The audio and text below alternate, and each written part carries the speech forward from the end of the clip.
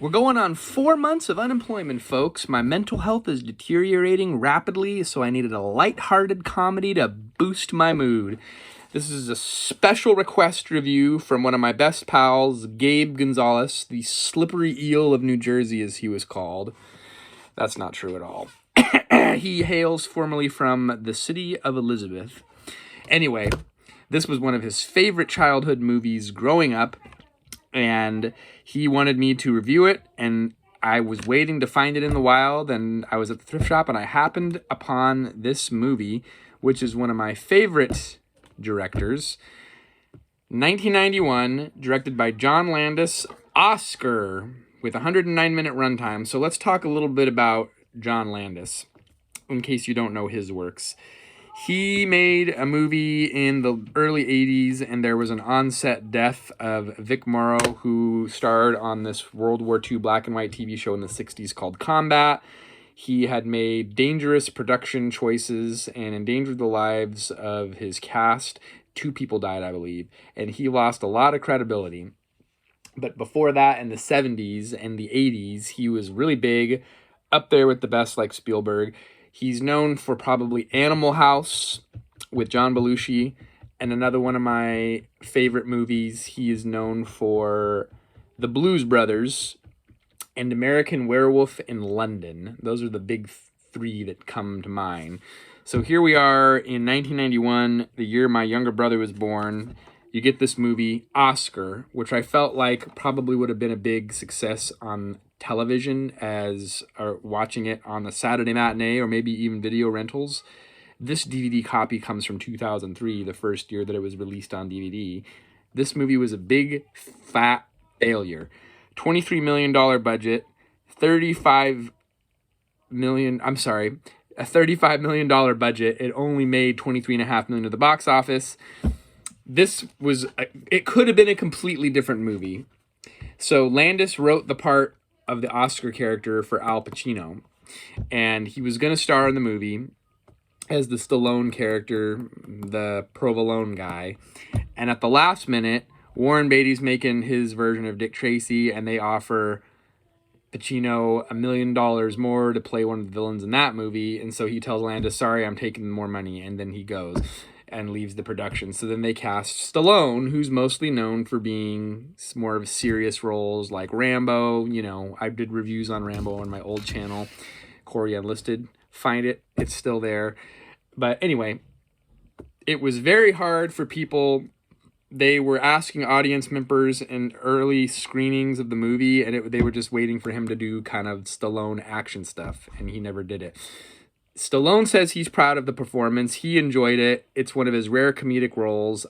I liked the movie. Is it my favorite movie? No. Critics hate this movie. Rotten Tomatoes is 11%, one of the lowest I've seen, which I don't understand why they're giving it such a low critic average. IMDb is 6.5 out of 10. However, on Google, Average Joes have reviewed the movie. 87 people have reported their reviews, and out of the 87 reviews, their critics, normal people that have watched the movie, their average is 4.8 out of 5. And I think those other people are crazy. 11% critic average. This is a fun movie. It's an enjoyable movie. I can't say that it's 4 out of 5 or 5 out of 5. I think it's one of those nostalgia things that maybe you just had to see it growing up like my good friend did. I'm 3 out of 5. It's good. I enjoyed it, but period correct. The guy that plays the dad in that 70s show is in it.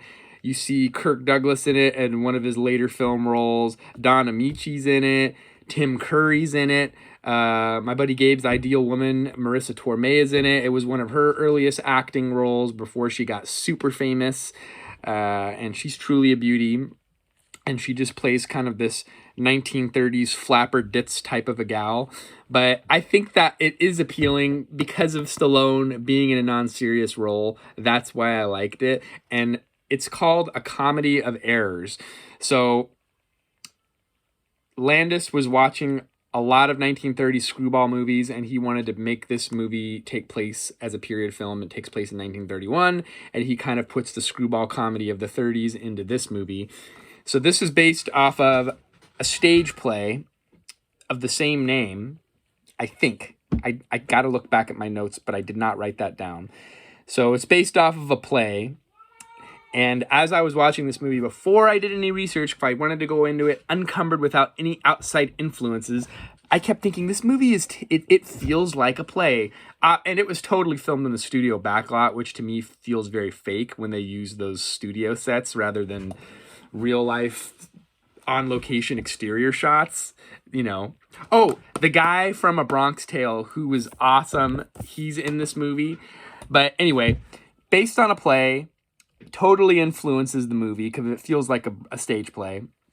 And then as this movie was trashed by the critics, this movie is not based on the play as much as it is the 1967 film version. There is a French version of this movie, also called Oscar, that was not a period film. It was made in 67 and it takes place at the time in the late 60s. That movie, critics loved it, 82% on Rotten Tomatoes, and an IMDb score on the French version, now we're talking, a 7.5 out of 10.